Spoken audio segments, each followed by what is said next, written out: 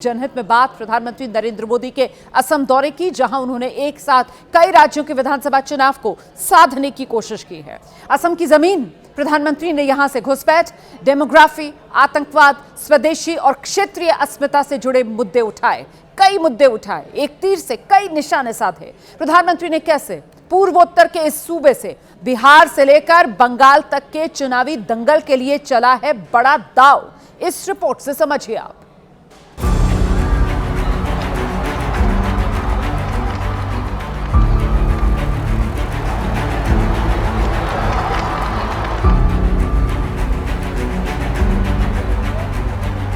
घुसपैठियों को हटाने में हम कैसे अपना जीवन लगा देते हैं, हो जाए मुकाबला। घुसपैठियों के माध्यम से बॉर्डर के इलाकों में डेमोग्राफी बदलने की साजिशें चल रही है। आज हमारी सेना ऑपरेशन सिंदूर करती है, पाकिस्तान के कोने कोने में आतंक के आकाओं को उखाड़ फेंकती है। मुझे वादा कीजिए, अब जो भी खरीदेंगे वो स्वदेशी होगा। मुझे कितने ही गालियां दे, मैं तो भगवान शिव का भक्त हूँ, सारा जहर निगल देता। प्रधानमंत्री नरेंद्र मोदी ने पूर्वोत्तर के दरवाजे असम से पूर्वी भारत की पूरी राजनीति नाप दी। उन्होंने कैसे घुसपैठ और डेमोग्राफी का मुद्दा उठाकर बिहार और बंगाल की चुनावी टोन भी सेट की, ध्यान से सुनिए। भाजपा का लक्ष्य है घुसपैठियों से देश को बचाएंगे, घुसपैठियों से देश को मुक्ति दिलाएंगे। और मैं उन राजनेताओं को भी कहना चाहता हूं, आप जो चुनौती लेकर के मैदान में आए ना, मैं सुना तान करके उस चुनौती को स्वीकार करता हूं। बिहार में अभी मतदाता सूची की सफाई हुई। चुनाव आयोग इस काम को अब पूरे देश में कराने की तैयारी में है। बिहार में तो इस पर सियासी पारा गर्म है ही।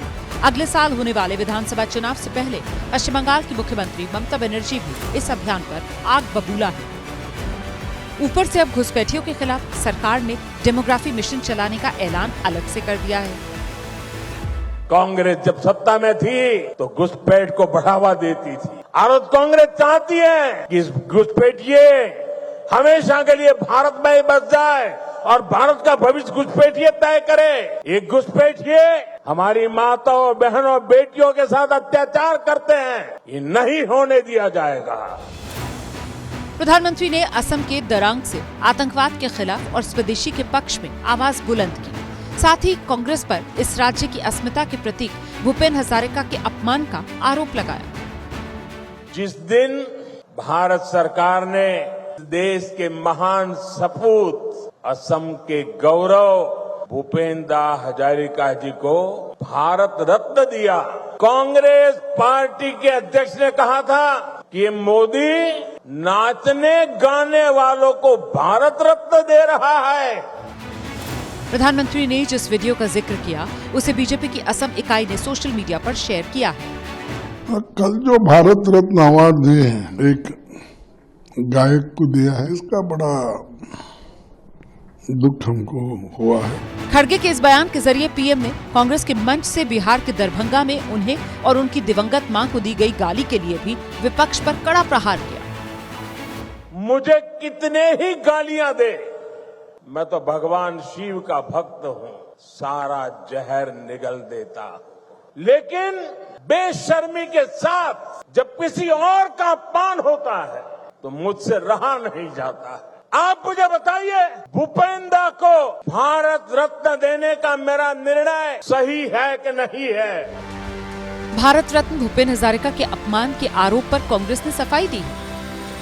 भूपेन हजारिका जी अपने मानवीयता चिंतन के लिए जाने माने हैं। अगर अमानवीय काम और अमानवीय भाषा का कोई उपयोग करता है तो वो असम के मुख्यमंत्री हिमंत बिश्व शर्मा जी करते हैं।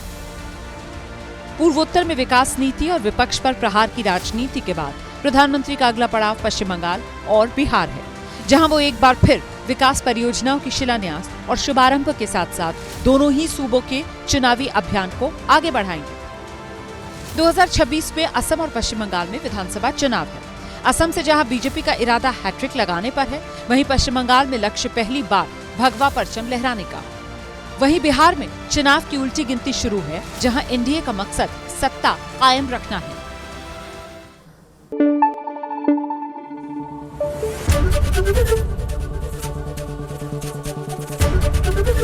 एबीपी न्यूज आपको रखे आगे।